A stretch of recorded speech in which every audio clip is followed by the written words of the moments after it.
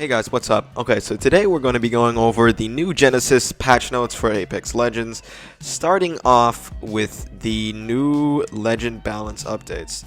Now, for Octane, the launchpad cooldown is going to be increased from 60 seconds to 90 seconds. I really don't see the main reason for this launchpad change. I feel like Octane was at a relatively good spot. His stim seems balanced and his launchpad. His overall kit seemed okay. I don't understand why they did this, but they say it's because they noticed that Octane has been one of the most popular legends throughout the seasons. So even after the stim nerf, they thought that that wasn't enough. Personally, I don't understand it. I don't get it. But moving on, we go to Revenant. Now, as you can see over here, that they've slightly slimmed down his hitboxes, especially around the abdominal area. When it comes to everything else, it looks relatively the same. No major changes on the rest of his hitboxes, but his now abdominal hitbox is slimmer. Okay, when it comes to his stalker, his climb height has significantly increased. They say that it's not unlimited. They say, quote unquote, that boy can really climb. I don't really know what that means, but I'm gonna be honest with you. I think these buffs are kind of strategically placed, because this is also around the point in time where they're going to be releasing the Revenant heirloom. I know it sounds conspiratorial, but I do think that the timing of these changes was a bit pre-planned, if you ask me. At least what it seems like. The silence duration has decreased from 20 seconds to 15 seconds, so there's a little bit of a drawback, a little bit of a nerf.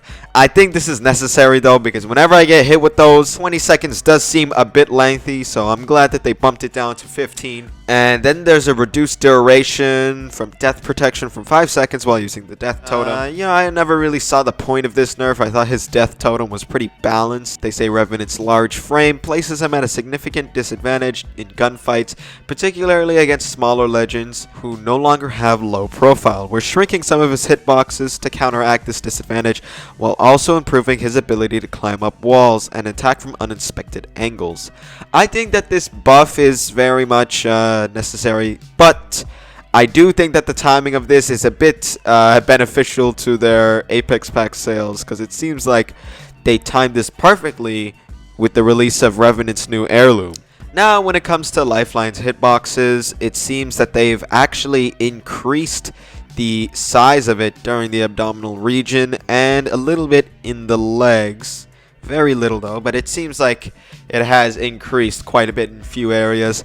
I really don't like this nerf because, quite frankly, I don't see a point in it. I feel like Lifeline is getting weaker with every update. First, her knockdown shield has gone away. Now she can have a wider hitbox. I really don't understand. Like, now she has a wider hitbox. And I think that Lifeline is just... her kit is slowly getting more and more useless, and now her hitbox is getting wider. I don't see the point in this. She excels at gunfights, the devs say, but I feel like that's probably the only reason why people are starting to pick her now, because her kit is starting to get a little bit more obsolete, if you ask me. When it comes to Bloodhound, his scan reveal time is now decreased from 4 seconds to 3 seconds, and the Beast of the Hunt duration has decreased from 35 seconds to 30 seconds. Now, I don't know if these are good changes because I haven't played Bloodhound in quite a while, but I thought that Bloodhound was in a relatively good spot. I didn't really see the point of this nerf, but we'll see how that fares. Now,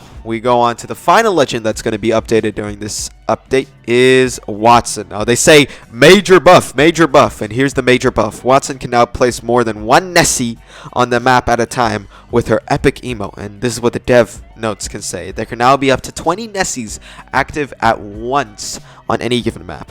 Until that cap is reached, any wattson can place as many as she likes. When the cap is hit, the oldest Nessie belonging to the wattson who currently owns the most Nessies is removed. Now, I really don't understand.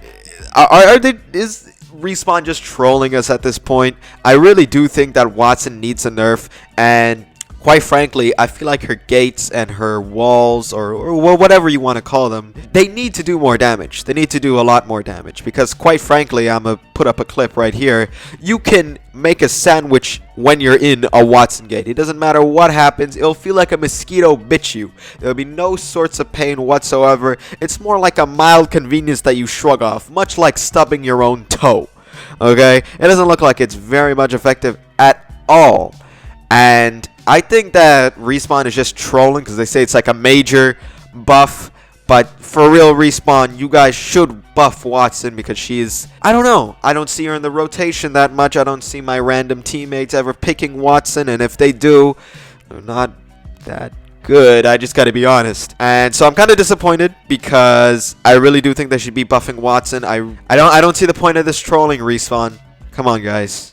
You guys should buff Wattson. Anyways, guys, those are all the legend buffs and nerfs for the next update. If you guys want to see any more news updates in Apex Legends or just any other random Apex Legends content, whether it be the community, news, and or other updates, subscribe and like this video.